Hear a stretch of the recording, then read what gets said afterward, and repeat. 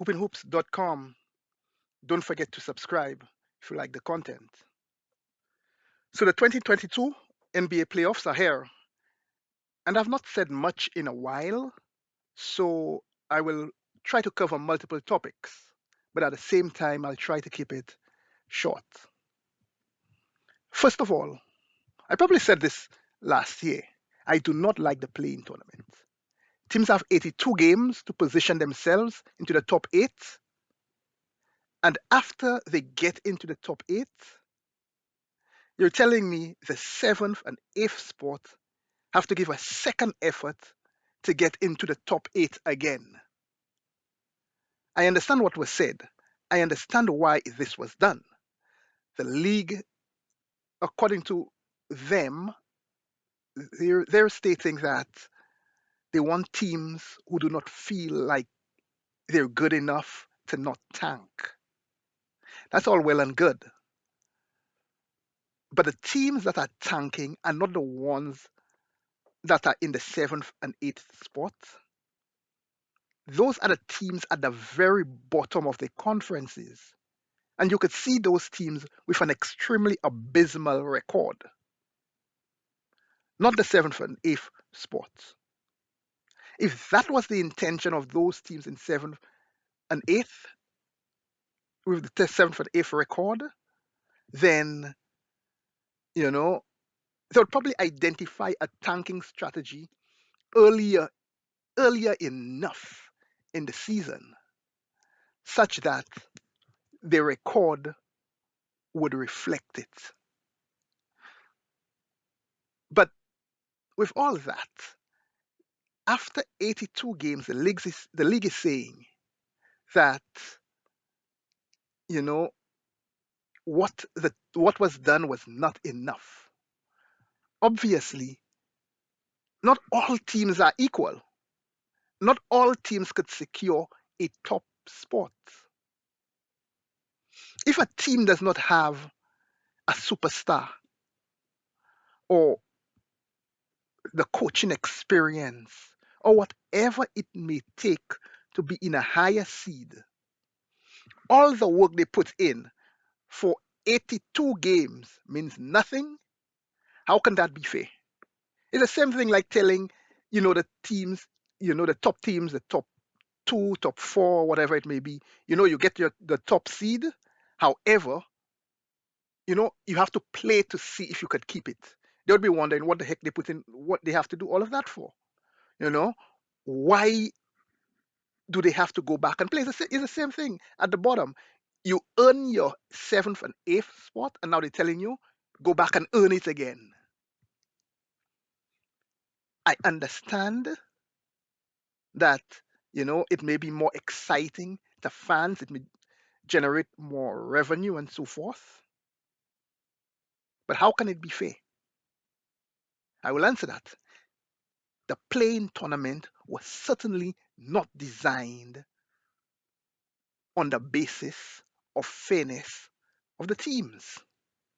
That said, I've had conversations with my colleagues, about who would take the final eighth spot or the seventh and eighth spot if you want, based on how the seasons ended. The Cavs were going in the wrong direction, and I could not see them defeating a Heat, a Hawks team, sorry, that was somewhat building momentum. So I knew the Hawks was going to be in the eighth position. The Clippers, for me, it depends on the day. Some days they're good, some days they're okay, some days not so much. And I thought Minnesota had the firepower to knock them off. Oh, and I also don't have the confidence in Ty Lue that some analysts have. He has not shown me anything deserving of the cachet that persons are giving him. I can have the conversation about how he got the championship, which persons keep leaning on, but that we could discuss later. I'm not saying Tai Lu is not a good coach or will not be very good in the future. I'm just saying, when we're talking about very good coaches, he has not put in the body of work to earn that classification as yet. So, yes, I'm not surprised the Clippers are out. It also did not help that Paul George was sidelined, although I did not expect them to win, even if Paul George played. And of course, because of the, you know, here, there, good, not so good way they play sometimes. Some quick expectations. In the West, because of Luka's injury, if Utah gets past Dallas, I expect whoever plays the Jazz in the second round to punch their ticket straight into the conference finals. Same as last season. I'm not sure the Mavs without Luka is even a playoff team, by the way. I have been saying this for a couple of years. The Jazz has a very good team. They play hard, but they don't know how to win. And for a team that has been together for a few years, they should be have been further along. But for some reason, they've not learned how to play smart, what's required to win when it matters. They're a talented team. And because of the talent they have, they will win games. But they need to string those games together. As I said, in those important games, as in a playoff series, in certain playoff series. I see Minnesota and Memphis being evenly matched and may very well turn out to be a long series despite the 2-7 matchup. On the East, I don't think there is any question. Milwaukee will take care of the Bulls. But where it gets interesting is the Celtics Nets series. If the Celtics can figure out a way to get past Brooklyn, I'm going to say this. They have a good chance of going all the way to the NBA Finals. Now, how is that for a bold prediction? I do not think they will get past Brooklyn, and they will have an even stiffer challenge in Milwaukee. But if they pull it off and get by Brooklyn, oh boy. Instead, I expect to see a battle between the Nets and the Bucks in the second round, and it should be a good one. I left the Sixers for last because I think they got exactly what they wanted. Throughout different points in the second half of the regular season, it appears that Philadelphia was positioning themselves. I cannot definitively say that is what they were doing,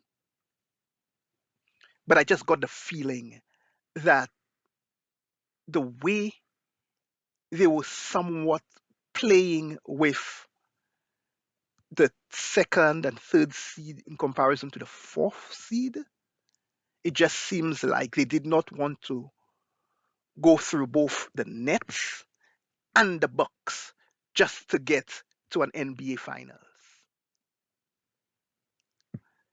Now, if Toronto can figure out Doc, the Sixers are done.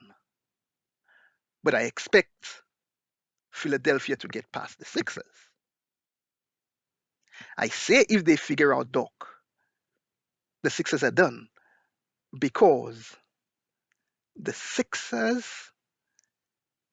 and not just the Sixers, I should say, more Doc Rivers has not shown the ability to make any meaningful adjustments.